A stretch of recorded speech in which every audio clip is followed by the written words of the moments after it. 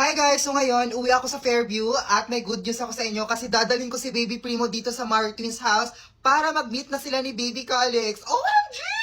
So ngayon, kahit maulan, uwi ako ng Fairview. So may gamit na ako dito. Ayan, naka-impake na ako kasi inaantay ko na lang yung carpool ko para makauwi na ako ng Fairview at babalik agad tayo dito para makita si Baby Primo.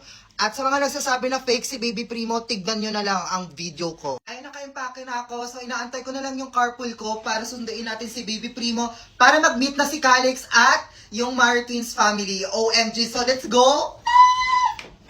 Sa lahat na nagsasabi na fake si Baby Primo at Baby Pillow siya, humanda kayo kasi dadalhin ko na siya dito sa Martins house. At magkikita na sila ni Baby Calix, puksaan sila. Actually guys, pag sinasabihan niyo si Baby Primo ng ganun guys, nasasaktan ako kasi mama niya ako guys. Ako nagluwal sa kanya so nasasaktan talaga ako. Kaya hindi ako magpapatumpik-tumpik pa, dadalhin ko si Baby Primo para masabi niyong hindi fake si Baby Primo. Pao, gusto mo rin mamamit si Baby Primo?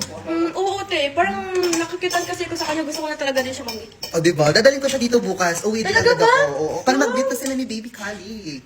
Ikaw, Sofia, gusto mo na bang ma-meet si Baby Primo? Oo, dali mo na siya dito sa bahay. Pero may kasama na sa baby Kali. Yes! Then guys, habang nag-aantay ako ng carpool, manonood muna tayo ng Look TV and may bago silang movie, itong The End of Oak Street. So, panoorin na natin. So, andyan na yung carpool ko pala, so doon na lang itutuloy ko yung panonood.